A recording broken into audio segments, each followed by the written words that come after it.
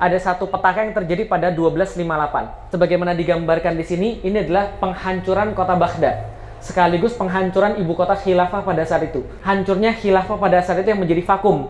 Ketika vakum, orang-orang Saljuk lah yang harus menghadapi orang-orang ini. Lah kenapa bisa hancur? Orang Arab awal-awal hidup itu, mereka kan tidak pakai pagar. Mereka tidak pakai kemewahan-kemewahan. Di mana-mana mereka bawa pisau, di mana-mana mereka bawa pedang. Kalau makan tinggal nyari, kalau misalnya ada yang perang mereka bisa hadapi. Tapi ketika zamannya Abbasiyah ini, mereka sudah hidup terlalu mewah. Rumah dipagerin gitu kan ya, makanan ditumpuk-tumpuk, nggak bisa lagi perang, nggak bisa lagi bela diri. Maka ketika Tartar datang ke sana, Temujin, Genghis Khan itu kemudian datang ke sana, Baghdad dihabisi oleh orang-orang Mongol. Lah kenapa? Karena orang-orang Muslim sudah tidak bisa lagi untuk membela dirinya. Sedangkan pasukan-pasukan Turki ditempatkan di perbatasan. 1258 ketika ini hancur, Saljuk pun ikut turun. Lah kenapa? Karena menghadapi serangan orang-orang Mongol. Ketika Saljuk turun, maka muncul yang baru. Nah, ini yang kemudian kita ceritakan. Namanya Kesultanan Utsmani. 1258, Baghdad hancur, seseorang lahir. Namanya Utsman Bey atau Utsman Ghazi, yang akhirnya menjadi pendiri daripada Kesultanan Utsmani. Nah, Kesultanan Utsmani ini muncul ketika tahun 1290-an something, gitu kan ya. Ketika Utsman yang masih muda ini, dia ternyata berhasil menunjukkan kepemimpinan yang luar biasa. Menghalau orang-orang Mongol, merebut kembali wilayah-wilayah Islam dikuasai Mongol, kemudian dia mengumpulkan orang-orang yang setia sama dia, muncul namanya Kesultanan Utsmani. Utsman Ghazi ini punya bapak namanya Ertuğrul. Ertuğrul ini benar-benar menanamkan satu hal pada anaknya, dan itu dicatat dalam wasiatnya Ertuğrul pada anaknya. Apa wasiatnya? Ertuğrul bilang begini. Ertuğrul pertama-tama ketika dia sudah punya anak Utsman Ghazi ini, dia memilihkan satu syekh yang paling pintar di zamannya namanya Edebali. Dan pesan bapaknya kepada anaknya itu, kamu boleh bantah saya, tapi jangan pernah bantah gurumu. Itu ditulis dalam wasiatnya. Yang kedua, kamu boleh buat saya sedih, tapi jangan buat sedih gurumu. Kalau seandainya kamu melawan gurumu, kamu tidak akan saya akui sebagai anak. Karena kenapa? Guru lebih penting daripada orang tua. Lah kenapa? Ilmu lebih penting daripada keturunan bagi Ertuğrul bapaknya. Maka nggak heran Utsman ini sangat-sangat menghormati Syekh Edebali. Pada gilirannya, Utsman ini yang bukan siapa-siapa menanamkan dasar yang sangat penting terhadap keturunan-keturunannya tentang ketaatan pada Allah dan tentang penaklukan Konstantinopel. Jadi bisa dibayangin ya teman sekalian ya. Jadi anak-anak yang hebat itu dari anak-anak yang bangga pada bapaknya, yang bangga pada kerjaan bapaknya.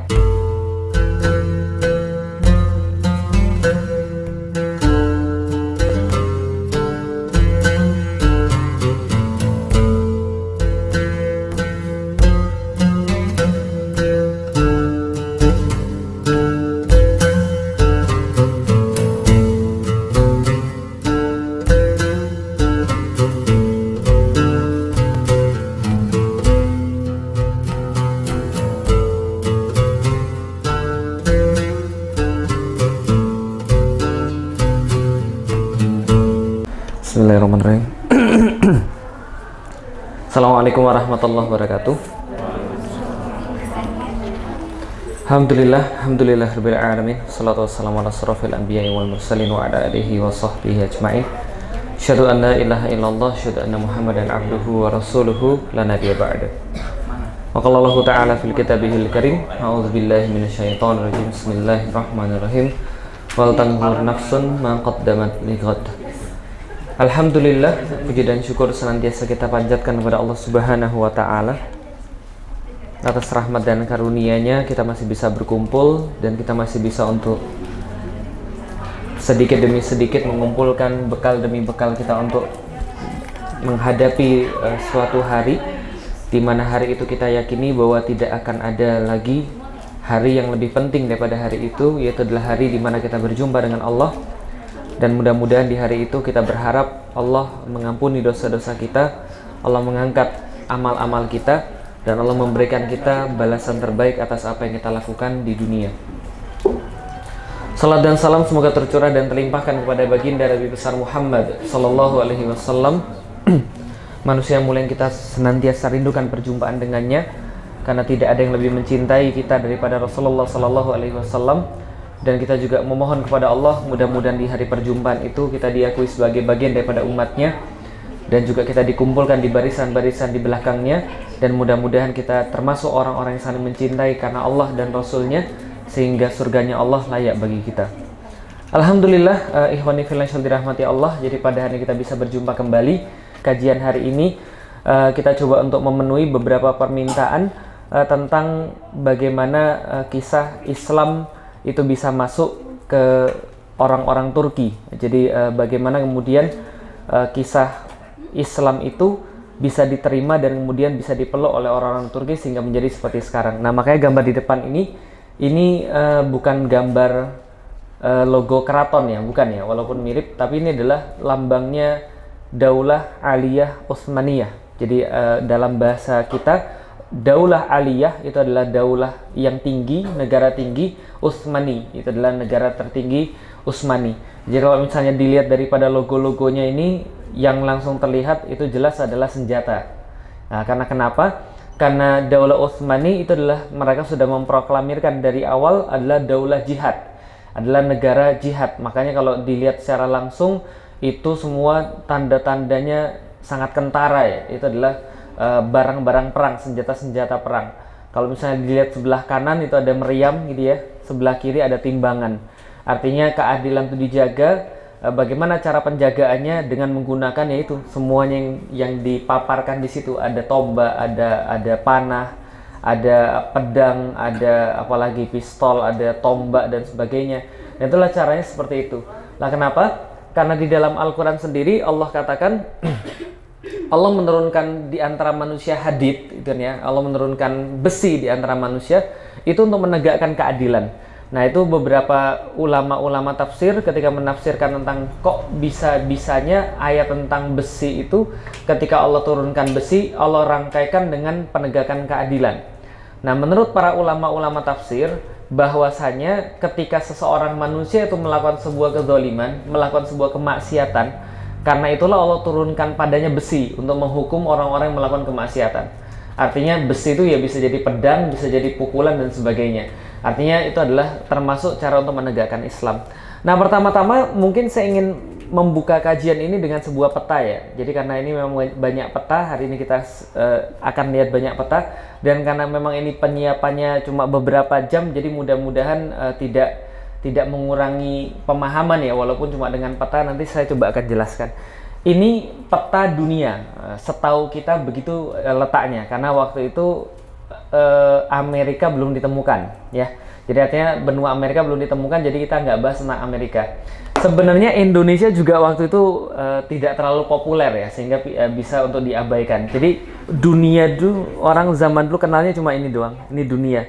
Adapun Indonesia ini mungkin dimasukkan akhir-akhir saja.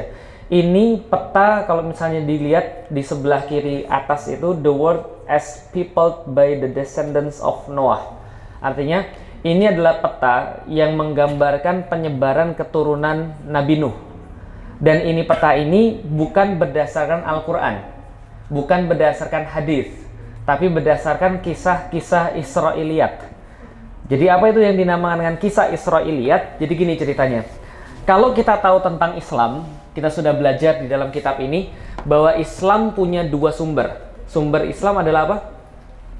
Dua sumber, Al-Quran, Sunnah. Itu jelas ya. Makanya Rasulullah Shallallahu Alaihi Wasallam itu mengucapkan sebelum beliau meninggal ketika haji wada, taraktu fikum amroin, fa in tamassaktum bihima lan tadilu abadan. Atau dalam hadis dalam lafaz yang lain, lan tadilu abadan in tamassaktum bihima. Jadi sama sebenarnya dua-duanya, intinya adalah bahwa Allah dan Rasul meninggalkan kepada kita dua hal yang kalau kita ambil itu kita tidak akan tersesat selama-lamanya.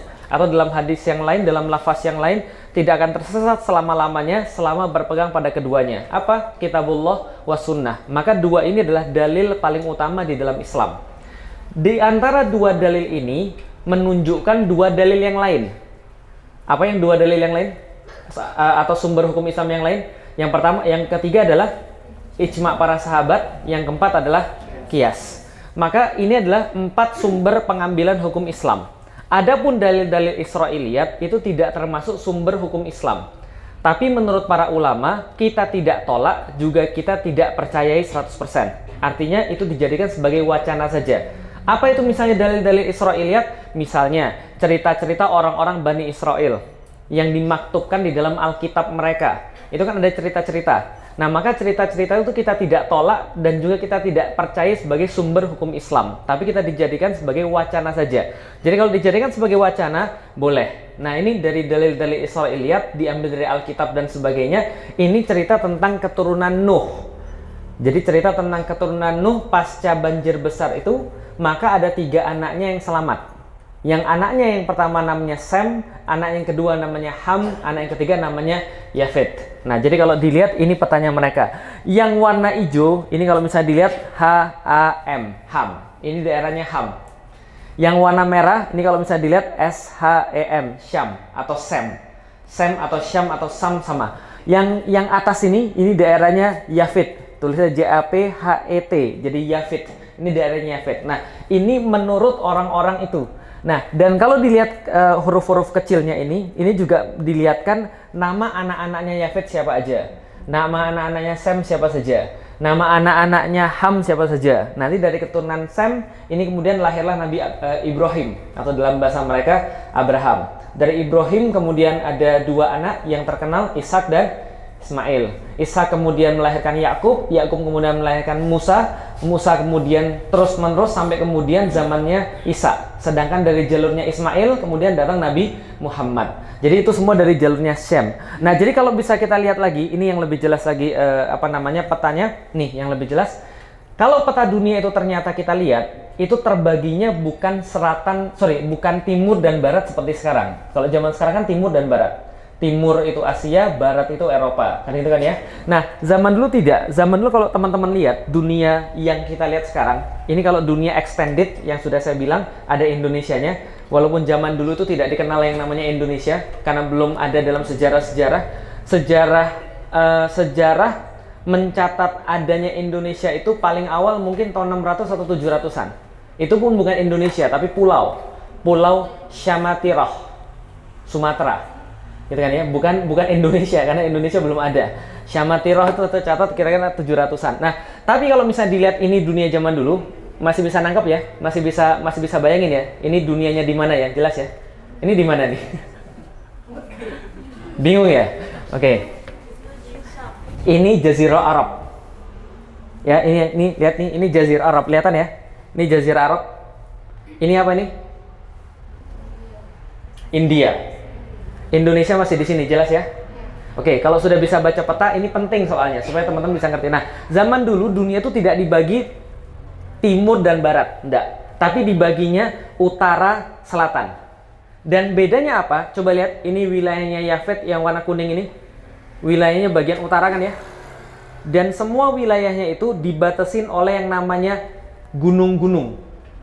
Coba lihat nih, dari sini nih. Lihat kan ada yang agak tebel ya? Itu kalau dalam kartografi itu artinya gunung. Nah, ini agak tebel-tebel nih, lihat. Dari utara sebelah barat terus ke sebelah timur, ini semua dibatasin gunung semua. Bisa dipahami ya? Nih lihat nih, gunung semua nih. Sampai dari ujung sampai ke ujung. Artinya apa? Wilayah utara sama wilayah bagian selatan itu dibatasin oleh gunung. Yang hidup di atas gunung siapa? Orang-orang Yafetik. Yang hidup di tengah-tengah gunung adalah orang-orang Semit atau keturunan Sem. Yang hidup di sebelah selatan itu orang-orang Hamid atau keturunan Ham. Bedanya apa? Bedanya begini. Kalau digambarkan dalam gambar-gambar zaman dulu, Yafetik atau keturunan Yafet itu hidungnya pesek, matanya agak sipit. Jelas ya? Itu semua bagian utara seperti itu. Ya. Dan antum jangan bangga dulu karena termasuk antum tuh sebenarnya yang tadi itu ya itu keturunan Yafetik juga, cuma di situ digambarkan keturunan Semit dan itu nggak mungkin ya, antum nggak mungkin keturunan Semit ya gitu ya. Karena kalau keturunan Semit itu sudah jelas dia mendiami wilayah jazirah sama wilayah pertengahan. Jadi orang-orang mana digambarkan dalam buku-buku sejarah, Semit itu matanya belok, hidungnya mancung, rambutnya agak ikal, kadang-kadang pirang. Jelas ya? Jadi keturunan siapa? Zaman sekarang mereka yakini itu adalah keturunan Persia, Arab, Romawi, itu Semit. Jelas bukan antum kan ya? Itu ada jelas ya. Nah, Yafetik itu digambarkan sipit, lalu kemudian jenggotnya tebal, sering digambarkan pakai kuda dan digambarkan pakai sendal dari bulu. Karena kenapa? Wajar. Lihat hidupnya di mana? Wilayah bagian utara. Maka kalau teman-teman lihat zaman sekarang pun Google, di atas gunung itu semua wilayah ekstrim. Mulai Rusia, Mongolia, Cina, Korea, Jepang, sampai kemudian Norwegia, Skandinavia, UK, dan sebagainya. Itu semua wilayah bagian utara. Jelas ya? Sedangkan wilayah Hamid itu digambarkan dengan jelas. Orangnya hitam. Orangnya hitam, keriting. Gitu ya? Jelas ya. Jadi antum kemungkinan yang mana? Ya kalau nggak yang atas, yang bawah. Ini mungkin yang tengah-tengah gitu ya. Kalau tengah-tengah itu yang bening-bening ya, gitulah kira-kira gitulah. Nah, jadi itu adalah pembagiannya. Nah, makanya ini berkaitan ketika seseorang membahas tentang bani-bani ini, mereka sebut kalau di Eropa, mereka sebut orang-orang utaranya adalah the Northern Tribe. Lah kenapa? Karena Northern Tribe ini senantiasa datangnya dari utara dan mereka punya ciri khas. Ciri khasnya apa? Kasar, suka perang, mereka penunggang kuda dan ganas. Makanya kemudian kalau Rasulullah Shallallahu Alaihi Wasallam itu menggambarkan mereka namanya kaumnya Ya'juj dan Ma'juj. Ya'juj dan Ma'juj ini bukan hanya bahasa Arab, tapi jauh sebelumnya ketika Injil itu turun, maka Alkitab sebelum Injil, Taurat itu sudah menyebutkan nama mereka adalah Gog dan Magog. Jadi Gog dan Magog ini adalah keturunannya Yafetik. Jadi Yafetik itu punya anak, Yafet itu punya anak, salah satu anaknya namanya Gog, yang lain namanya Magog.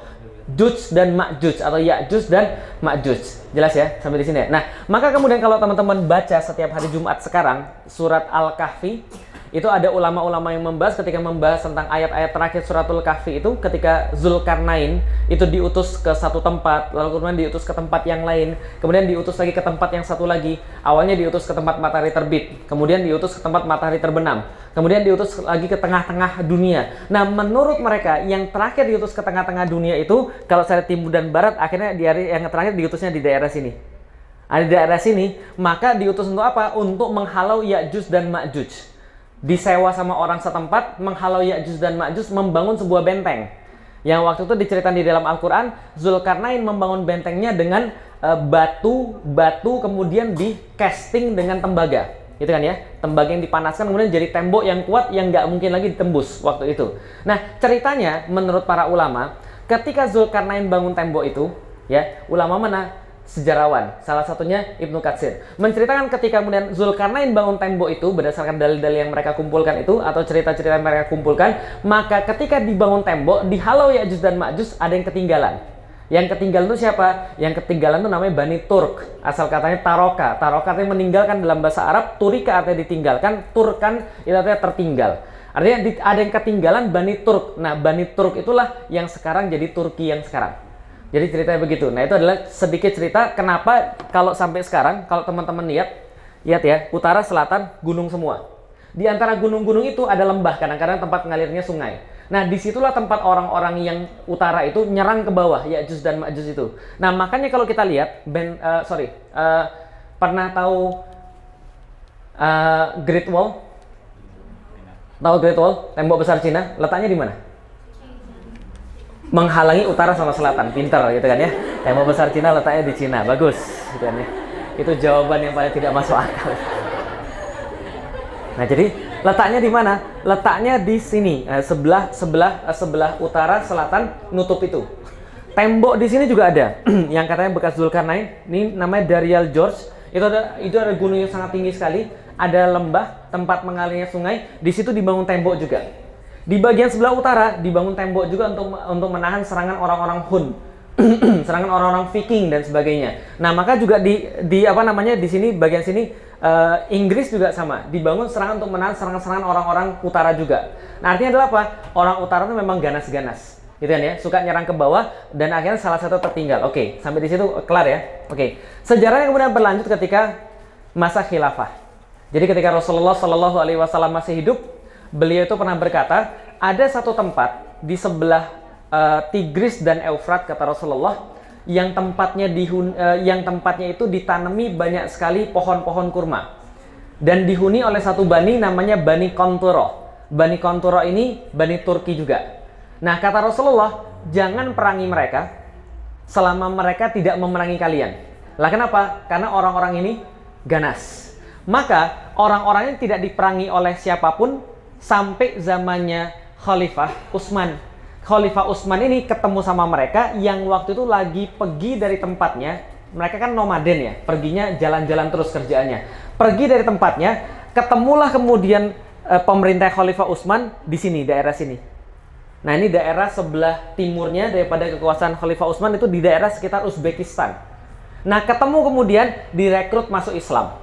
Sebagaimana juga hadis Rasulullah katanya bahwa Bani Qanturo ini ada 3 golongan. Satu, mereka tetap akan bersama dengan nenek moyang mereka dan mengambil agama nenek moyang mereka. Yang kedua, memerangi kaum muslim. Yang ketiga, justru masuk Islam dan menjadi penolong-penolong di dalam Islam. Nah, akhirnya ketemulah kemudian mereka kemudian masuk Islam dan akhirnya mereka kemudian membantu khilafah pada saat itu. Terus-menerus membantu khilafah sampai zamannya Umayyah, zamannya Abbasiyah, dan akhirnya orang-orang Turki ini mencapai puncak kejayaan ketika jadi pengikut Islam itu ketika zamannya Abbasiyah. Kapan? Ketika zamannya Mu'tasim Billah. Jadi kalau teman-teman tahu, sewaktu kita misalnya lagi aksi atau kita lagi misalnya nulis tentang sesuatu, tentang kezoliman terhadap kaum muslim, itu kan biasanya yang sering disebutkan Mu'tasim. Mu'tasim itu adalah seorang khalifah yang dia ini agak ekstrim. Nah, kenapa ekstrim? Dia kalau ngangkat panglima perang, Amirul Jihad, itu diajak gulat dulu sama dia. Kalau misalnya menang, baru diangkat jadi Amirul Jihad. Kalau misalnya dia yang menang, nggak diangkat. Paham teman sekalian? Dan setelah dia menang, misalnya setelah Amirul Jihad ini menang, biasanya disuruh gigit tangannya dulu. Kalau bisa tembus ke tangannya, berarti diangkat jadi Amirul Jihad. Kalau enggak diangkat. Lah kenapa? Orangnya agak ekstrim. Kuat, hebat, dan orangnya senang perang. Ini Mu'tasim. Tapi di zamannya ada suatu kekurangan juga. Apa kekurangannya? Mu'tasim ini zolim secara pribadi. Dia menangkipi para ulama dan dia mengambil mazhab Mu'tazilah menjadi mazhab negara pada saat itu. Nah, sehingga negara pada saat itu mengadopsi bahwa Al-Quran itu adalah makhluk. Maka yang tidak setuju dengan pemahaman dia itu ditangkap kemudian dipenjarakan. Salah satu yang dipenjarakan adalah Ahmad bin Hambal yang kita kenal dengan Imam Ahmad, sang Hujjatul Islam, sang pembela Islam. Nah, tapi orang ini walaupun dia zalim secara pribadi, dia menegakkan Islam. Maka ketika di zamannya ada seorang wanita itu ditarik kerudungnya di kota Amuria, di daerah Romawi, maka dia mengerahkan pasukan yang pangkalnya ada di Baghdad dan ujungnya ada di Amuria untuk membela kehormatan seorang muslimah yang ditarik kerudungnya. Jadi bisa bayangin ya, Mu'tasim yang kayak gitu aja, kalau misalnya sudah diganggu keislamannya, dia mengerahkan pasukan luar biasa. Nah, di zamannya Mu'tasim ini, karena dia berlaku zalim pada ulama, dia tidak populer di kalangan orang-orang Arab dan orang-orang Persia yang masuk Islam pertama-tama. Maka dia merasa nggak aman, maka dia pindahkan ibu kota 88 km di Baghdad, sebuah kota namanya Samarra. Samarra ini artinya Sarro Manro'a. Dan di kota Samarra ini, dia merekrut orang-orang Turki menjadi pengawal-pengawal utama dan menjadi pekerja-pekerja utama. Sampai-sampai orang-orang Arab pada saat itu berkata, kami bingung, ini adalah Daulah Abbasiyah atau Daulah Turkiyah. Karena saking banyaknya pekerja-pekerja Turki yang ada di situ. Bisa dipahami teman-teman sekalian. Jadi awalnya kan orang Turki kan ketemu sama orang Arab, mereka jadi budak. Mereka jadi satpam lah kira-kira begitu. Mereka jadi anggota keamanan lah kira-kira gitu, ditempatkan di perbatasan-perbatasan. Di zamannya Mu'tasim, mereka jadi pekerja-pekerja di ibu kota. Yang waktu itu dipindah dari Baghdad ke Samarra. Nah, ketika mereka dipindah itu, mereka mendapatkan kekuasaan-kekuasaan yang banyak, akhirnya menjadi gubernur-gubernur perbatasan. Dari situlah orang-orang Turki punya kekuatan yang bersifat de facto. Jadi kekuatan de jure-nya secara hukum kekuatannya masih di Abbasiyah, tapi secara de facto kekuatan kenyataannya itu sudah dipegang oleh orang-orang Turki di zamannya Mu'tasim. Oke, nah kalau gitu kita lihat lagi. Setelah itu terjadi, maka muncullah banyak sekali orang-orang yang pergi ke perbatasan. Salah satunya yang pergi ke perbatasan itu adalah Bani Oghuz yang akhirnya menjadi Bani Saljuk. Jadi kalau teman-teman tahu Saljuk, nah mulainya dari situ. Kapan mulainya Bani Saljuk itu? Ya mulainya 900-an, 1000-an sudah ada Bani Saljuk. Yang paling terkenal itu yang di depan namanya Sultan Alp Arslan. Nama aslinya Muhammad. Panggilannya Alp Arslan. Alp Arslan artinya singa gunung. Itu Alp Arslan. Jadi kalau misalnya mau ngasih nama Arslan, itu namanya itu Arslan ya. Gunung, singa gunung. Nah jadi nama aslinya Muhammad. Lalu kemudian dia merangsek terus-menerus. Akhirnya dia menguasai daerah Romawi. Jadi teman sekalian, dulu ini daerah namanya daerah Romawi. Ini juga daerah Romawi. Konstantinopel di sini, ini daerah Romawi. Makanya mereka sebut Sultanate Saljuk of Rome. Jadi Kesultanan Saljuk yang mendiami wilayah Romawi. Mulai kemudian menaklukkan Asia Kecil. Ini namanya Asia Kecil atau Anatolia. Nah, ini Asia Kecil dia taklukkan. Dan pada tahun 1071, Alp Arslan ini, karena wilayahnya bertambah terus-menerus, Raja Konstantinopel atau Kaisar Konstantinopel namanya Romanus ini nggak senang. Maka kemudian dia pikir ini saatnya kita mengakhiri kekuasaan orang-orang Islam. Gimana caranya? Dia kerahkan pasukan 200.000, pergi ke kemudian perbatasan daerah Manzikert namanya, lalu kemudian dia menantang Alp Arslan. Dan Alp Arslan ini orangnya cinta damai. Maka dia kirim surat. Kami nggak mau perang. Lah kenapa? Karena dia belum siap sebenarnya untuk melawan pasukan inti daripada orang-orang Romawi. Akhirnya dia ajukan permintaan damai. Permintaan damainya ditolak. Akhirnya mereka berperang di daerah Manzikert, di dalam Malazgirt yang sekarang. Nah ini di sini Manzikert 1071. Dalam peperangan ini ternyata Alp Arslan itu pasukannya cuma 20.000. Orang Romawi pasukannya 200.000, 10 kali lipat. Ternyata apa terjadi? Yang terjadi Romawi kalah. Romawi kalah, kaisarnya ditangkap. Kemudian kaisarnya dibawa ke depan Alp Arslan. Kemudian Alp Arslan tanya begini, kalau seandainya kamu jadi saya, kira-kira kamu saya apain? Paham nggak maksudnya? Jadi kalau kamu jadi saya, kira-kira kamu saya apain? Kaisar tuh jawab, kalau nggak saya bunuh, kamu saya arak di tengah-tengah kota Konstantinopel untuk menyatakan bahwa kamu itu hina dan kamu itu kalah. Maka Alp Arslan berkata, saya akan melakukan sesuatu yang lebih hina daripada itu. Loh apa itu? Lalu Alp Arslan berkata, kamu saya bebasin. Dibebasin sama dia, tapi nggak sekedar dibebasin, dia diarak pergi ke kota Konstantinopel pakai bendera la ilaha illallah. Itu yang dituliskan oleh Ibnu Katsir dalam kitab Tarikhur Rusul wal Muluk. Jadi bagaimana kemudian ketika Kaisar Romanus itu, anda bisa bayangin ya, diarak dari Malazgirt ini, Manzikert, ini kalau naik pesawat kira-kira 1,5 jam ke Konstantinopel, ke Istanbul yang sekarang, jalan kaki, diarak pakai bendera la ilaha illallah. Nah kejadian ini teman-teman sekalian, diaraknya Romanus ini, kejadian inilah yang menjadi cikal bakal terjadinya perang salib. Jelas ya? Jadi perang salib itu mulainya dari situ. Jadi semenjak kisah itu terjadi, diaraknya Romanus Diogenes itu kemudian ke kota Konstantinopel dengan bendera la ilaha illallah Muhammadur Rasulullah, gitu kan ya. Maka ketika itu kemudian orang-orang Kristen menyaksikan, muncul orang Yahudi di kota Roma namanya Peter the Hermit, itu memprovokasi orang-orang yang ada di sana dengan mengatakan antikristus sudah muncul. Jadi antikristus sudah muncul, orang-orang pelawan Kristus sudah muncul, Dajjal, bahasa mereka Dajjal sudah muncul. Orang-orang muslim yang suka makan anak-anak, orang muslim yang suka pakai kalung dari tengkoraknya anak-anak, suka membunuh orang, memperkosa orang, suka makan darah dan sebagainya. Nah itu kemudian fitnahnya mereka, sehingga dari situlah disusun perang salib yang akhirnya digagas tahun 1098 di kota Pisa. Bisa difahami ya, kota Pisa tahu? Yang ada menara Pisanya. Nah, di situ kemudian 1998 berlanjut 200 tahun berikutnya gara-gara peristiwa tadi. Nah, jadi bisa jadi besok kemudian ketika Masirah Panji Rasulullah itu menjadi awal juga dari perang salib gitu kan. Ya walalah miswab gitu kan ya. Tapi yang jelas ya itu yang terjadi. Ini sejarah ya yang ditulis oleh Ibnu Katsir. Nah, jadi ketika ini kemudian bisa kita lihat, maka kejadian-kejadian ini menjadi kemudian awal daripada kejadian-kejadian yang lain. Tapi sayangnya Kesultanan Saljuk ini terus-menerus kemudian membela Islam, terus-menerus membela Islam. Termasuk pembelaan yang besar yang mereka lakukan adalah ketika mereka memerangi orang-orang Turki juga, saudara mereka, tapi yang Syiah. Jadi orang-orang Turki itu terbagi dua, ada Bani Saljuk, ada Bani Buwayhid namanya. Nah, Bani Buwayhid ini Syiah dan dimanfaatkan oleh Fatimiyah sama dimanfaatkan oleh Bizantium, oleh Konstantinopel untuk memerangi orang-orang Muslim. Nah, maka ketika mereka sudah memerangi terus-menerus, tapi sayangnya ada satu petaka yang terjadi pada 1258. 1258 sebagaimana digambarkan di sini, ini adalah penghancuran kota Baghdad, sekaligus penghancuran ibu kota khilafah pada saat itu.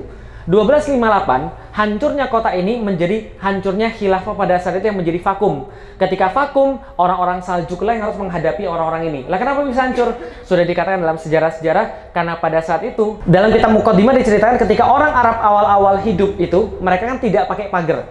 Mereka tidak pakai, kemewahan-kemewahan. Di mana-mana mereka bawa pisau, di mana-mana mereka bawa pedang. Kalau makan tinggal nyari, kalau misalnya ada yang perang mereka bisa hadapi. Tapi ketika zamannya Abbasiyah ini, mereka sudah hidup terlalu mewah. Rumah dipagerin gitu kan ya, makanan ditumpuk-tumpuk, nggak bisa lagi perang, nggak bisa lagi bela diri. Maka ketika Tartar datang ke sana, Temujin, Genghis Khan itu kemudian datang ke sana, Baghdad habis. Dihabisi oleh orang-orang Mongol. Lah kenapa? Karena orang-orang Muslim sudah tidak bisa lagi untuk membela dirinya. Sedangkan pasukan-pasukan Turki ditempatkan di perbatasan, sehingga habis semua. Bahkan dalam satu cerita dikisahkan ketika orang-orang Mongol datang ke Baghdad, mereka menemukan ada seseorang yang bersembunyi di balik tempat minum itu apa? Gentong itu. Nah, jadi bersembunyi di balik gentong itu, kemudian diangkat gentongnya terus ada orangnya. Lalu orangnya dibilang, "Sebentar ya, ini pedang saya lagi patah, saya mau ngambil pedang dulu baru saya bunuh kamu." Nah, dia nggak pergi mana-mana. Sambil ceritanya begitu. Lah, kenapa? Saking mereka tidak bisa membela diri sendiri. Nah, 1258 ketika ini hancur, Saljuk pun ikut turun. Lah, kenapa? Karena menghadapi serangan orang-orang Mongol. Ketika Saljuk turun, maka muncul yang baru. Nah, ini yang kemudian kita ceritakan. Namanya Kesultanan Utsmani. 1258, Baghdad hancur, seseorang lahir. Namanya Utsman Bey atau Utsman Ghazi, yang akhirnya menjadi pendiri daripada Kesultanan Utsmani. Nah, Kesultanan Utsmani ini muncul ketika tahun 1290-an something, gitu kan ya. Ketika Utsman yang masih muda ini, dia ternyata berhasil menunjukkan kepemimpinan yang luar biasa. Menghalau orang-orang Mongol, merebut kembali wilayah-wilayah Islam dikuasai Mongol, kemudian dia mengumpulkan orang-orang yang setia sama dia, muncul namanya Kesultanan Utsmani. Dan salah satu yang pertama dikuasai adalah Bursa. Nah, ini adalah makamnya Utsman Ghazi. Ini foto eksklusif saya, asik, gitu kan ya. Ini makamnya Utsman Ghazi. Jadi kita bisa lihat, Utsman Ghazi ini orangnya luar biasa ngeri. Lah, kenapa? Jadi ketika saya ke sana tuh saya bayangin begini. Kita itu hidup di satu zaman yang sebenarnya ini bukan zaman kita. Paham maksudnya? Karena kenapa? Karena zaman ini sebenarnya dipersiapkan untuk anak-anak kita. Itu yang dipikirin oleh Utsman Ghazi. Makanya Utsman Ghazi ini punya bapak namanya Ertuğrul. Ertuğrul ini benar-benar menanamkan satu hal pada anaknya. Dan itu dicatat dalam wasiatnya Ertuğrul pada anaknya. Apa wasiatnya? Ertuğrul bilang begini. Ertuğrul pertama-tama, ketika dia sudah punya anak Utsman Ghazi ini, dia memilihkan satu syekh yang paling pintar di zamannya namanya Edebali. Dan pesan bapaknya kepada anaknya itu, "Kamu boleh bantah saya, tapi jangan pernah bantah gurumu." Itu ditulis dalam wasiatnya. Yang kedua, "Kamu boleh buat saya sedih, tapi jangan buat sedih gurumu. Kalau seandainya kamu melawan gurumu, kamu tidak akan saya akui sebagai anak." Karena kenapa? Guru lebih penting daripada orang tua. Lah, kenapa? Ilmu lebih penting daripada keturunan bagi Ertuğrul bapaknya. Maka nggak heran Utsman ini sangat-sangat menghormati Syekh Edebali. Pada gilirannya, Utsman ini yang bukan siapa-siapa menanamkan dasar yang sangat penting terhadap keturunan-keturunannya tentang ketaatan pada Allah dan tentang penaklukan Konstantinopel. Jadi bisa dibayangin ya teman sekalian ya. Jadi anak-anak yang hebat itu dari anak-anak yang bangga pada bapaknya, yang bangga pada kerjaan bapaknya. Jadi kalau bapaknya nggak ada yang bisa dibanggain, anaknya mau jadi apa?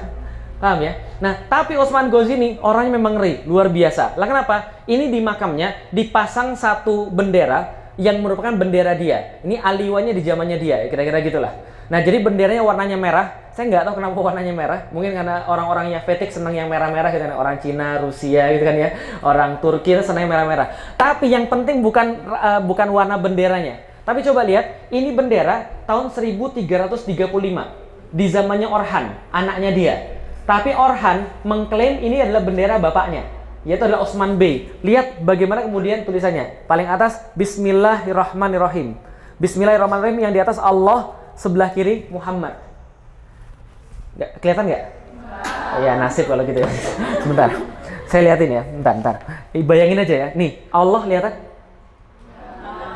Nggak kelihatan Allah.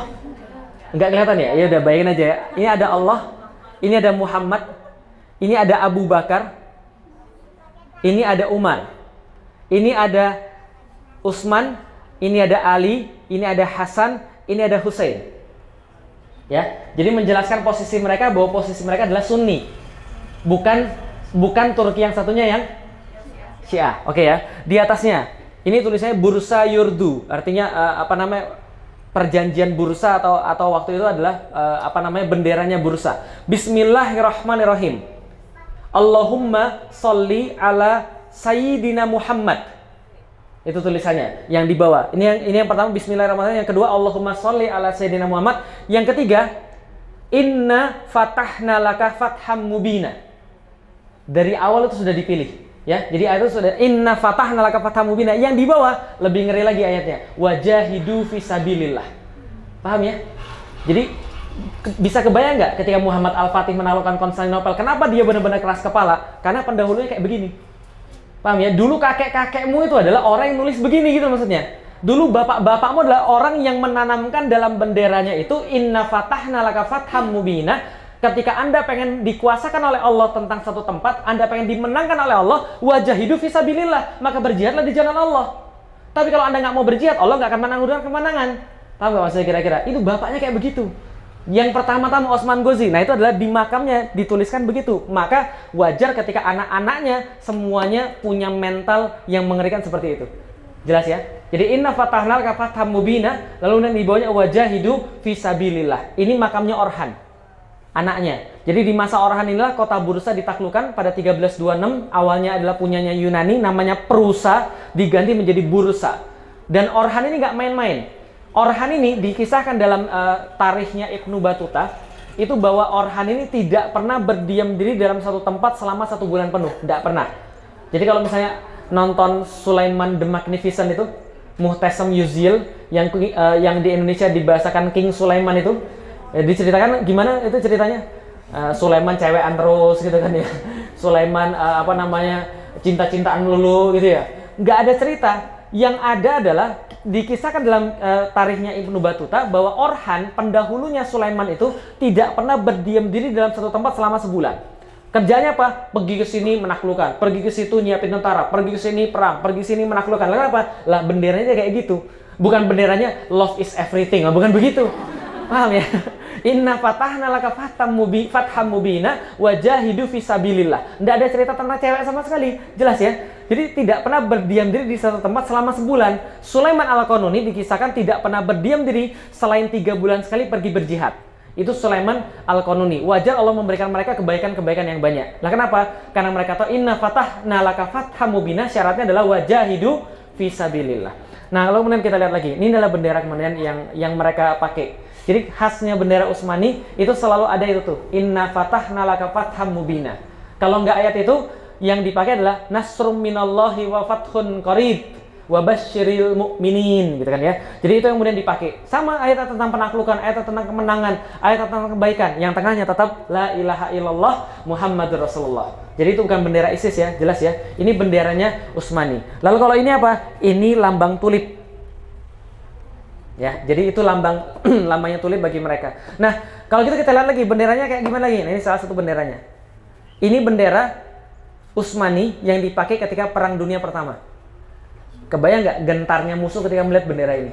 Gitu ya? Bendera yang mencirikan bahwa ini semangatnya dan kalau mati tidak ada masalah. Lah kenapa? La ilaha illallah Muhammadur Rasulullah. Dan yang menarik di kota Bursa, setelah mereka menguasai kota Bursa, mereka mulai membentuk ciri-ciri khas peradaban Islam di situ. Ini adalah apa ya namanya ya? Istana, bukan istana tapi ya. Pusat pemerintahan pertama di Bursa. Jadi pusat pemerintahan pertama Islam Utsmani yang ada di Bursa, ini tempatnya. Namanya sekarang Yesil Jami. Yesil itu artinya hijau, Jami itu artinya masjid. Ini Yesil Turbah, artinya makam hijau. Tapi yang penting ininya nih. Lah kenapa penting di dalamnya teman sekalian? Jadi kalau kita lihat dalamnya, masuknya dari sini. Masuknya dari sini. Ini ada 2 kubah yang sama. Dulu ceritanya, ini tempatnya masjid, ini tengahnya, di sini ada sadirwan. Sadirwan itu sebuah air mancur kecil. Bagi orang-orang lain ternyata bagi orang lain datang nyangkanya di sini tempat wudhu, ternyata bukan. Ini adalah tipikal bagaimana tempat pemerintahan pertama dalam Kesultanan Utsmani. Ceritanya gimana? Di sini 2 ini tempat rapat sultan sama wazir-wazirnya atau sama pembantu-pembantunya. Jadi tempat rapat sultan sama menteri-menterinya, gampangnya gitu. Sebelah sini, ini tempat penghakiman. Di sini ada ruang kecil, ini tempat hakim. Paham ya? Tempat qadhi ngasih keputusan. Ini tempat hakimnya, ini tempat sholat, tengah-tengah tempat orang nunggu. Di atas, lantai atas ini ada tempat sultan dengerin ketika menteri-menterinya lagi memutuskan sesuatu. Sesuai atau tidak dengan hukum Islam. Dan tengah-tengah air mancur buat apa? Air mancur untuk dihidupin supaya kalau ada orang ngobrol di kiri dan di kanan, di belakang dan di depan nggak kedengeran. Paham teman sekalian? Jadi kalau ada pembicaraan rahasia itu tidak kedengeran. Itu adalah bagaimana arsitekturnya mereka. Dan ini kalau kita lihat dalamnya, nah ini kira-kira begini. Ini masjidnya. Ini masjidnya. Jadi tempat dipakai untuk sholat. Jadi tempat pemerintahan itu yang paling besar apa? Masjid. Paham ya? Kalau kita tempat pemerintahan yang paling kecil musola gitu ya. Masya Allah. Nah jadi ini tempat yang paling besar, tempat sholat. Nah, yang saya bilang tempat sebelah kiri dan sebelah kanan ini tempat kantor administrasi. Belakangnya nanti baru kita nanti lihat. Ini tempat-tempat ini, tempat apa ini? Tungku, bukan. Ini tempat-tempat ini kalau di zamannya Rasul, Ahlus Suffah. Jadi kalau tempat Ahlus Suffah di Masjid Nabawi itu direplikasi di sini bentuknya begini. Ahlus Suffah, tempat naruh makanan. Jadi pagi-pagi subuh-subuh, suatu waktu Rasul pernah selesai perang Khandaq kalau saya nggak salah. Rasul pernah nanya pada Abu Bakar dan para sahabat yang lain ba'da sholat subuh. Rasul nanya begini, siapa di antara kalian yang sekarang sudah melakukan sedekah subuh? Nggak ada yang jawab. Abu Bakar, saya Rasulullah. Terus kemudian ditanya lagi, siapa yang sudah mengunjungi sahabatnya yang sakit? Yang lain nggak ada. Loh, gimana mengunjungi? Orang ini baru subuh kok. Saya Rasulullah, kata Abu Bakar. Kemudian ditanya lagi, siapa yang sudah puasa hari ini? Yang lain udah pada capek. Saya Rasulullah. Nah, dari situ Abu Bakar mengatakan bahwa dia sudah melakukan semuanya. Kok bisa kamu melakukan itu? Karena tadi pagi sebelum subuh saya datang ke tempat teman saya yang sakit, kemudian saya sedekahin di sana, sekaligus saya hari ini puasa dan saya melakukan amal-amal yang lainnya. Setelah itu Umar berkata, Abu Bakar menyusahkan kita. Nah, kenapa? Karena kita nggak akan bisa menyaingi Abu Bakar, paham ya? Nah, karena Abu Bakar menetapkan standar yang tinggi sekali gitu loh maksudnya. Nah, jadi di sini dia direplikasi. Jadi orang-orang ketika sholat subuh, mereka bawa makanan, yang orang-orang kaya, mereka simpen di sini, masukin di sini. Setelah masuk mereka sholat. Ketika mereka pas sholat, orang-orang miskin datang, kemudian ngambil makanan-makanan ini kemudian pulang. Nggak sholat jamaah dong ya, orang miskin namanya. Jadi gitu. Mungkin dia lagi lapar. Konsepnya adalah yang ngasih nggak tahu, yang ngambil juga nggak tahu siapa yang ngasih. Jadi keikhlasan di situ terjaga. Nah, ini tempat-tempat makan. Ini adalah masjidnya. Ini keramik-keramiknya luar biasa ngeri. Ini adalah depannya, ini adalah belakangnya yang saya bilang tadi. Ini tempat kodi. Masuknya dari sini. Tempat kodi, ini sadirwannya, air mancur. Jadi kalau dihidupin, ngomong di sini nggak kedengeran ke sini, sini nggak kedengeran sini, sini nggak kedengeran sini, sini nggak sini. Ini tempat sultan mengawasi. Jadi sultan ngawasin kamu keputusan benar atau enggak. Kalau nggak benar kamu yang dihukum. Gitu ya. Tempat kodi memutuskan. Ini tempat rapat sekaligus tempat penghakiman, mahkamah. Ini tempat orang-orang nunggu. Masuknya dari sini. Keren ya, arsitekturnya Islam ya, kecil tapi mantap. Nah, jadi kira-kira gitu. Nah, ini kisah ketika sudah bursa dikuasai, zamannya siapa tadi? Osman, Orhan, Murad, semua dikuasai. Murad punya anak namanya Biyazid. Biyazid itu sultan keempat, nih orangnya Biyazid. Nickname-nya Yildirim, kilat. Kenapa? Kerjanya bolak-balik Asia Eropa menaklukkan. Asia Eropa penaklukan terus. Ankara dihabisin semua, bangun masjid di mana-mana, termasuk Ulu Jami dia juga yang bangun. Bukan Ulu Jami di situ ya, bukan ya. Ulu Jami di Bursa. Itu dia juga yang bangun. Ulu itu artinya awal, Jami artinya masjid. Kemungkinan besar orang Indonesia ngambil Jami itu dari sana. Gitu ya. Jadi Ulu Jami dia bangun, pergi pulang, pergi menaklukkan. Ketika dia 1394 kemudian membangun Anadolu Hisar yang ada di Konstantinopel untuk menaklukkan kota Konstantinopel. 1402 ketika dia lagi mengepung kota Konstantinopel, muncul pahlawan hebat lagi dari sebelah timur, keturunannya Genghis Khan yang masuk Islam, namanya Timurlang. Orangnya ini. Jelas ya? Orang mana dia? Dia yang sekarang keturunannya keturunan Mughal. Tahu Mughal? Nah, India. Tahu Jalaluddin Muhammad Akbar? Tahu ya, bagus gitu kan ya. Kalau itu pasti tahu Joda Akbar gitu ya. Nah, itu Akbar, itu keturunannya dia. Akbar, itu keturunannya dia. Bapaknya itu ini namanya Timurlang. Timurlang ini cucunya Genghis Khan.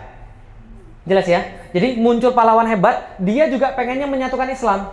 Pikirannya begini, dia nulis dalam buku hariannya. Agamaku satu, Tuhanku satu. Maka karena Tuhanku satu, agamaku satu, pemimpin juga harus satu. Yang lainnya aku taklukin semua. Jadi orangnya nggak jahat, cuma ya ambisius. Gitu ya. Maka dia nahan Biyazid, dia minta Biyazid menyerah, Biyazid nggak mau menyerah. Maka dia ditahan sampai mati. Nggak dibunuh. Ditahan sampai mati. Sepasca Biyazid meninggal, terjadi kekacauan dan perebutan kekuasaan. Biasalah. Maka yang kemudian menyatukan 10 tahun kemudian namanya Mehmed I, Mehmed Çelebi. Siapa Mehmed Çelebi? Kakeknya Muhammad Al-Fatih.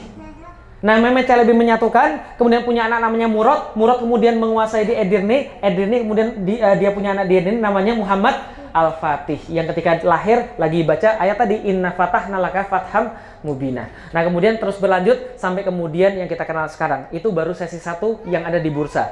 Jadi di sini kalau bisa kita lihat, ini gambar-gambar sultan sebagaimana mereka gambarkan Sultan Utsmani. Lihat yang paling atas namanya Khan Osman Ghazi. Kenapa Khan? Kenapa Khan pakai KHN? Karena keturunan itu juga. Kan sudah saya bilang keturunan Bani Yafetik. Yafetik siapa? Mongol, Cina, Turki. Jadi hati-hati loh sama orang Yafetik loh. Ganas-ganas gitu ya. Utsman, yang berikutnya Orhan, yang kemudian atas jasa dia Islam masuk ke Eropa, menguasai kota menguasai kota Gallipoli. Lalu kemudian anaknya namanya Murad menguasai kota Edirne. Lalu kemudian anaknya lagi Bayezid yang tadi meninggal di tahanan. Lalu anaknya lagi namanya Osman, Orhan, Murad, Bayezid. Anaknya yang menyatukan Islam lagi namanya Mehmed I atau Muhammad I. Anaknya lagi Murad II, bapaknya Muhammad Al-Fatih yang sebelah kanan selalu jadi yang paling nomor 7, Muhammad Al-Fatih. Jadi kalau Anda perhatikan mirip-mirip saya. Jadi Muhammad Al-Fatih. Osman 1, 2, 3, 4, 5, 6, 7. 7, lalu kemudian ke sini. Nah, ini namanya Bayezid lagi, Bayezid Khan. Ini adalah anaknya Muhammad Al-Fatih. Bayezid II. Bayezid II yang ini namanya Selim. Selim, Yahu Sultan Selim namanya. Selim the Green. Nah, kenapa digambarkan nggak ada jenggotnya dan cuma punya kumis doang? Itu Selim selalu begitu. Dan biasanya digambarkan ngadepnya ke sebelah sono, tapi jarang-jarang digambarkan ngadepnya sebelah sini. Lah kenapa? Karena dia akan memamerkan anting-anting sebelah kirinya. Biasanya digambarkan ada anting-anting sebelah kiri. Kenapa anting sebelah kiri? Karena budak di zaman itu dicirikan dengan anting-anting sebelah kiri. Budak. Maka Selim itu mengatakan, karena saya juga hamba Allah dan saya budaknya Allah, saya juga pakai anting-anting. Nah, karena budaknya Allah. Kalau zaman sekarang alay gitu ya. Selim ini adalah khalifah pertama Utsmani. Jadi sebelum Selim ini nggak ada yang jadi khalifah. Sultan semua. Selim, khalifah pertama, Sulaiman Al-Qanuni, Sulaiman the Magnificent, Sulaiman Al-Qanuni. Nah, ini bonus buat teman-teman sekalian, gambar-gambarnya. Ini adalah namanya Kuliesi. Jadi dreamnya saya tuh mau bangun kayak begini, asik gitu kan ya. Amin gitu ya. Allah Maha Kaya kok gitu ya. Nah, ini namanya Kuliesi. Kuliesi itu adalah konsep pengejawantahan daripada Masjid Nabawi. Lah kenapa? Karena di Masjid Nabawi itu semuanya terkandung di sana. Baik ada masjid, ada tempat belajar hadis, tempat belajar Quran, tempat sifahane. Sifahane itu artinya taman, sifah itu artinya kesehatan. Taman kesehatan. Dulu Turki ketika zamannya Utsmani namanya sifahane. Rumah sehat, Darus Sifa, rumah sehat. Sifahane, taman sehat. Zaman sekarang Turki ganti rumah sakit, Hastane namanya. Hasta itu artinya sakit, Hane itu artinya taman, tamannya orang sakit. Di Indonesia juga sama, rumah sakit gitu ya. Jadi, nah ini adalah salah satu contoh Kuliesi. Ini Bayezid II Kuliesi, anaknya Muhammad Al-Fatih yang buat. Masjidnya mana? Masjidnya mana? Yang sudah pasti yang paling gede. Itu masjid. Ini masjid, ini pelataran masjid. Nah, tempat-tempatnya apa yang ini pelataran masjid? Ini Darul Qurra, tempat penghafal Quran. Ini Darul Hadis, tempat penghafal hadis. Di masjid juga ada namanya Tabhane. Tabhane tempat menerima orang-orang gelandangan kayak antum. Gitu ya. Jadi kalau antum kesini gelandangan, jangan khawatir. Antum dijamu selama 3 hari, dikasih roti gratis, dikasih minum gratis, dikasih uang jajan selama 3 hari untuk menerima tamu. Di situ ada Tabhane. Di sini ini khusus Bayezid, dia membangun namanya Sifahane yang lebih luas. Jadi di sini ini tempat perawatan orang-orang sakit, hospital. Jadi ini hospital. Ini tengah-tengah ini tempat khusus orang gila. Paham ya? Jadi bayangin tuh. Di zamannya Bayezid ya, itu sekitar tahun 1488-an sudah dibangun rumah sakit khusus orang gila. Dan ini sekarang menjadi museum rumah sakit UNESCO. Jadi ketika datang sana saya kaget, Masya Allah, di situ orang sakit benar-benar dimuliakan, paham antum? Jadi kalau orang dimuliakan walaupun gila itu di dalam khilafah itu dimuliakan antum. Walaupun orang gila aja dimuliakan loh. Gimana cara muliakannya? Di tengah-tengah sini, di hall yang paling gede ini, Dia ada banyak sekali, lihat nih, ada kelilingnya, ada banyak hal-hal kecil. Di tengah-tengahnya ada pemain musik. Pemain musik, tapi bukan sembarang pemain musik. Pemain musik yang sudah disiapkan dengan not-not tertentu dan kunci-kunci tertentu sehingga orang gila nggak tambah gila. Paham ya? Jelas ya? Karena sudah diteliti. Jadi dia memanfaatkan teori Al-Farabi, dia memanfaatkan teori-teori pemusik-pemusik Islam supaya menterapi dengan not-not musik. Jelas ya? Itu yang pertama. Di tengah-tengahnya ini ada sadirwan lagi, air mancur, tapi dengan suara-suara khusus. Yang kalau didengar bikin orang jadi stresnya hilang. Pertama dengan air, terapi suara air, terapi musik. Yang ketiga terapi wangi, terapi wewangian. Itu untuk orang gila. Sebelah sini ada foto-fotonya, saya tampilin di sini. Nanti saya liatin. Nih, foto-foto orang gila, mau lihat? Ya siapa tahu untuk terinspirasi gitu loh maksudnya. Jadi ada bagaimana mereka memperlawan orang gila pada zamannya. Lihat ya, orang gila aja dimanusiakan loh. Sebentar, saya kasih tahu. Biar antum paham orang gila tuh ternyata dimanusiakan. Nah ini foto eksklusif. Ini kenyataan sekarangnya begini. Ini si Fahani pada masanya. Oh ini sorry ya, ada artis. Ini bukan orang gila ya.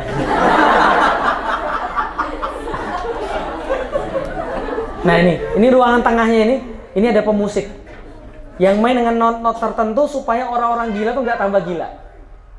Jadi ini serius digambarkan, ada patung-patungnya ini untuk menggambarkan bahwa dulu pemusiknya begini. Jadi kalau zaman sekarang orang masih meributkan musik itu haram atau tidak haram, di situ digunakan untuk pengobatan.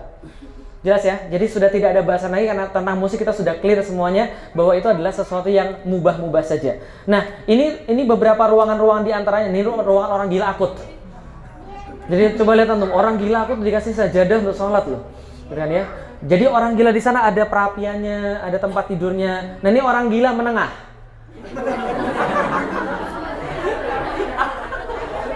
Dikasih burung buat main, dikasih ayam gitu ya. Nah, jadi ini adalah terapinya. Nah, ini adalah tempat melahirkan. Jadi di sana juga ada tempat melahirkan. Jadi nggak hanya orang gila semua, tapi ada proses kelahiran.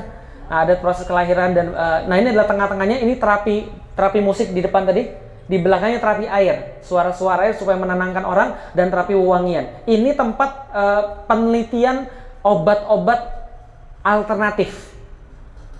Jadi pakai ular gitu ya, pakai apa lagi dan sebagainya. Nah ini juga para apoteker ceritanya. Jadi ada ruangan-ruangannya. Nah ini ruangan. Nah tadi kan hospital ya, tempat rumah sakit. Ini tempat pendidikan kedokteran. Total ada 18 kamar, cuma menampung 18 murid.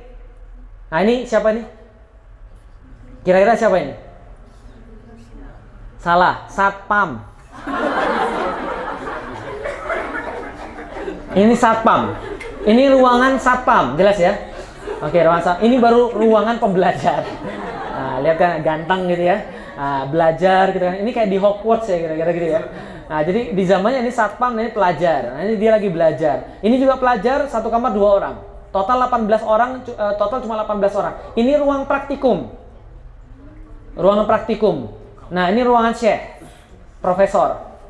Nah, jadi belajarnya dulu pakai profesor. Nah, ini ruangan profesor. Gaji profesor itu ditulis di sana. Gaji profesor satu hari sekitar 1,5 juta. Asik ya, profesor. Ini juga ruangan profesor. Nah, ini ruangan pengobatan profesor. Ini ruangan praktikum pelurusan otot-otot dan tulang. Keren ya? Nah, ini ruangan praktikumnya. Nah, ini lakonnya. Nah, ini syekh lagi mengajar. Nah, ini perpustakaan. Jelas ya, itu kuliasi namanya. Kuliasi itu adalah keseluruhan namanya. Kompleks di dalam Islam keseluruhan. Nah, ini adalah tentang bonusnya tentang kuliasi. Nah, ini juga bonus, ini namanya Han. Jadi ketika Muhammad Al-Fatih, sultan-sultan sebelumnya, mereka menaklukkan Konstantinopel, mereka bangun banyak sekali pasar-pasar. Salah satu adalah Grand Bazaar itu yang terkenal, mall pertama di dunia. Di dalam Grand Bazaar ada barang-barang kayak gini banyak sekali. Namanya Han. Han itu apa? Kalau orang-orang lagi dagang, itu kan dimanusiakan. Mereka perlu mandi, mereka perlu tidur, mereka perlu sholat. Nah, ini tempatnya. Di dalam pasar ada barang-barang kayak gini. Kebuka, tempatnya namanya Han. Dan di tengah-tengah ada masjid. Asik ya. Jadi tempatnya kebuka kayak tadi, kayak ini gini nih, kayak tadi gini. Tiba-tiba tengah-tengahnya ada masjid. Yang bangun siapa nih masjidnya? Yang bangun anaknya Muhammad Al-Fatih, Bayazid II. Jadi orangnya di situ paling cuma sekitar 5 atau 6 orang, ya tapi mereka bahagia di situ karena pusat semuanya adalah tetap masjid. Ya, jadi itu adalah sedikit yang bisa kita ceritakan. Dan yang terakhir saya akan putarkan. Ada yang bingung kenapa dari tadi kita melihat bulan dan bintang? Dari tadi lihat bulan dan bintang kan ya? Nah, dari mana asalnya bulan dan bintang? Ini asalnya bulan dan bintang. Saya sedikit menyampaikan, ini tentang impiannya Utsman bersama gurunya. Nggak usah dengerin karena antum pasti nggak ngerti, karena saya juga nggak ngerti. Lihat aja gambarnya. Ini Syekh Edebali, gurunya Utsman Ghazi. Jadi dia tuh sangat menghormati, belajar sama gurunya, ngaji sama gurunya.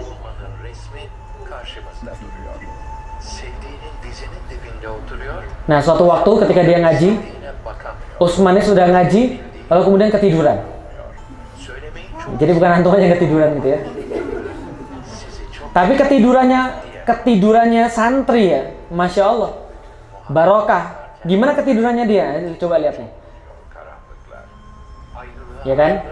Sudah ngaji, ketika ngaji tidur, ketika tidur mimpi. Apa mimpinya? Nah, lihat nih mimpinya.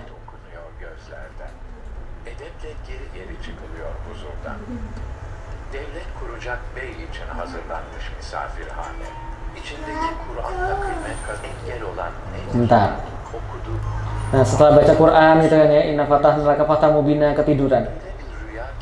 Pas ketiduran inilah yang dikenal dengan nama impian Utsman. Dia mimpi gurunya. Ya, bukan mimpi cewek. Dari dada gurunya keluar bulan sabit. Kemudian bulan sabit menjadi penuh. Kemudian masuk ke dadanya dia. Setelah masuk ke dadanya dia, kemudian dia mimpi bahwa dari dadanya itu muncul pohon cenar. Namanya pohon cenar. Pohon cenar ini ya, kita tuh apa ya? Ya cenar lah pokoknya gitu ya. Nah, pohon cenar itu kemudian banyak sekali menumbuhkan daun-daun dan mencakup 4 gunung. Kaukasus, Taurus, Atlas, dan Hemus. Kemudian akar-akarnya juga menjulang tinggi, menjulang membesar, meliputi 4 sungai, Efrat, Tigris, Nil, dan Danub. Ini mimpinya dia. Muncul kemudian banyak sekali dia lihat pohon-pohonan yang lain, ladang-ladang gandum, kapal-kapal, dan dari kulit-kulit kayunya itu kemudian dia bisa melihat banyak sekali menara-menara masjid, azan-azan berkumandang, kemudian kuda-kuda yang sangat banyak sekali. Nah, itu semua adalah mimpinya dia.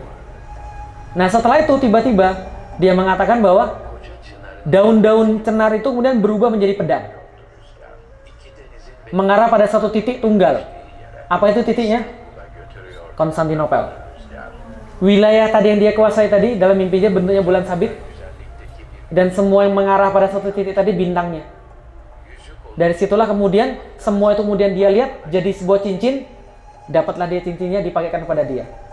Selesai mimpinya. Jelas ya? Dari situ kemudian mimpinya Utsman itu diwariskan terus ke bawah.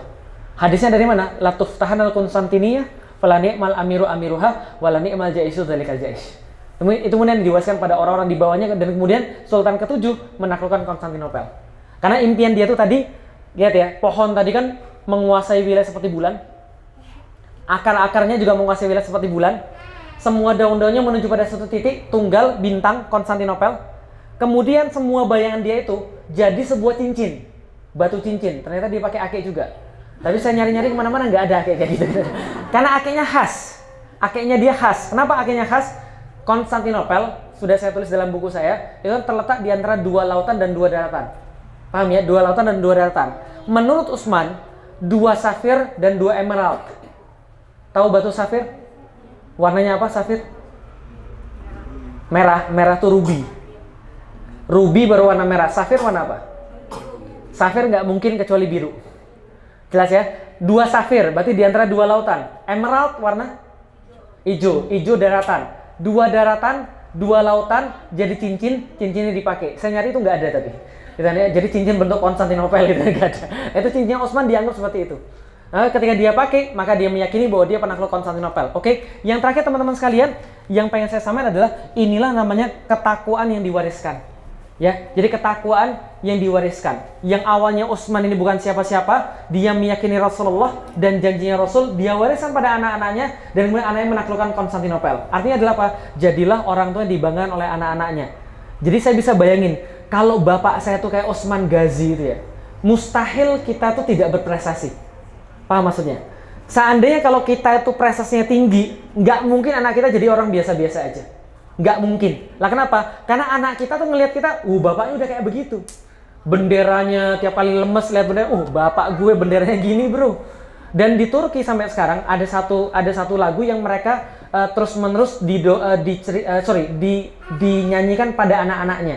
Kayak kalau di Indonesia lagunya Nina Bobo gitulah kira-kira. Lalu orang Indonesia tidur semua, paham ya? Tapi kalau di tempat mereka lagunya judulnya Ceddin Baba, kakek bapakmu. Jadi menceritakan kakek dan bapakmu itu siapa? Kakek dan bapakmu itu siapa? Mujahid, nggak pernah berhenti berjihad. Kalau misalnya perang nggak pernah mundur, nggak pernah ada rasa takut, ya gitu-gitu. Jadi ceritanya adalah orang-orang yang diceritain kayak gitu. Wajar kalau orangnya ganas-ganas. Tapi zaman sekarang cuma jadi lagu doang. Paham ya? Lagu yang sering diputar ketika penaklukan penaklukan sahabat. Nah itu judulnya Ceddin Baba, bapakmu dan kakekmu dan bapakmu. Yang berikutnya. Dan semangat itu mereka bawa juga sampai ke depan mimbar sholat. Jadi kalau misalnya antum nanti berkesempatan pergi ke Istanbul dan pergi ke masjid-masjidnya, antum lihat di mihrabnya, di mimbar dan mihrabnya, itu biasanya di atas mihrabnya itu mereka pasang ayat-ayat Quran yang berkaitan dengan sholat. Salah satu adalah kullama dakhala alaiha Zakaria mihraban. Ketika Zakaria itu masuk ke dalam mihrab, cuma gitu doang. Tapi ketika kita baca dalam surat Ali Imran, nanti coba dibaca, ternyata itu ayatnya ada lanjutannya. Apa lanjutan ayatnya? Kullama dakhala alaiha Zakaria mihraban wajada indaha rizqan. Maka ketika dia masuk ke dalam mihrabnya, setiap Zakaria masuk ke dalam mihrabnya Maryam, karena itu cerita tentang Maryam, maka Zakaria mendapatkan di Maryam itu indaha rizqan. Dia mendapatkan bahwa Maryam itu mendapatkan rizki. Kemudian dia bertanya, annalaki hadza, kamu dapat dari mana ini? Maka kemudian Maryam menjawab, hadza min indi rabbi. Ini adalah dari Tuhanku. Apa yang dilakukan oleh Zakaria? Langsung Zakaria masuk ke dalam mihrab yang sama, langsung sholat yang sama, dan permintaannya dicatat dalam surat Maryam. Rabbi habli minas solihin. Dan ya Allah, berikan aku adalah orang-orang yang soleh. Padahal dia katakan apa? Aku sudah rambutku memutih. Dan aku sudah tua, istriku sudah menopause. Tapi aku tidak pernah bosan, karena engkau tidak mungkin tidak mengabulkan. Karena ini mihrabnya yang dipakai oleh Maryam untuk berdoa, aku juga pakai. Maka Allah katakan, maka fattaqabbalaha. Maka Allah menerima doa-doanya, wa huwa qaim. Dan waktu itu Zakaria dalam keadaan berdiri. Langsung diterima doanya, punya anak namanya Yahya. Langsung dikasih Allah namanya. Inna nubasyirka bigulamin ismuhu Yahya. Langsung dikasih namanya oleh Allah, namanya Yahya. Kenapa? Orang bilang dia nggak mungkin punya anak. Ternyata dia punya anak namanya Yahya. Lihat dari Ali Imran, ya, Ali Imran, Zakaria, bukan siapa-siapa, Zakaria nabi, tapi Ali Imran nabi bukan? Bukan, keluarganya Imran bukan nabi. Punya istri, bukan siapa-siapa juga, tapi niatnya dari awal, ketika hamil, aku menazarkan ini nazartu fi batni muharraran. Aku menazarkan pada batinku ini, pada perutku ini, muharraran, anak yang kalah bertakwa pada Allah. Ketika lahir, ya Allah cewek. Allah katakan, nggak apa-apa, Allah sudah tahu itu cewek. Tenang, nggak ada masalah. Ini orang penting. Maka kemudian jagalah dengan baik. Maka kemudian dijaga dengan baik, dididik dengan baik. Anaknya bukan nabi juga, tapi ibunya nabi. Naik nggak? Naik. Anaknya, Imran bukan siapa-siapa. Istri bukan siapa-siapa, tapi takwa pada Allah. Serius besarin anaknya. Anaknya bukan siapa-siapa, tapi ibunya nabi. Anaknya namanya Isa. Jadi orang betulan. Jadi nabi betulan. Jadi orang yang benar-benar disebutkan sepanjang masa. Peningkatan ketakwaan. Utsman bukan siapa-siapa, tapi dia menaruh sebuah dasar yang sangat penting sekali. Ketakwaan pada Allah, jihad, semangatnya turun pada anaknya, ketujuh baru jadi menang penaklukan Konstantinopel. Nah, antum juga sama. Saya berharap mudah-mudahan ketika saya cerita begini, antum bisa mengambil semangatnya. Paham nggak maksudnya kira-kira? Jadi jangan jadi orang tua yang biasa. Jangan sampai antum tuh jadi orang tua yang anak antum ngeliat antum tuh lemes gitu loh. Ya apalagi anak antum ngeliat antum tuh malu gitu loh maksudnya. ya berbuatlah sesuatu yang mungkin sulit pada zaman kita. Sebagaimana Utsman mungkin sulit untuk mencapai sesuatu pada zamannya, tapi dia menaruh satu pilar yang itu memudahkan anak-anaknya untuk nggak jadi orang-orang yang biasa gitu loh. Jadi antum juga jangan jadi orang biasa, persiapkan diri jadi orang yang benar. Yang orang tua, yang menjadi orang tua sehingga anak kita tuh ketika nyebut nama kita tuh semangat gitu loh maksudnya. Bukan jadi orang-orang yang biasa. Wallahu a'lam bishawab, mudah-mudahan menjadi suatu manfaat. Assalamualaikum warahmatullahi wabarakatuh.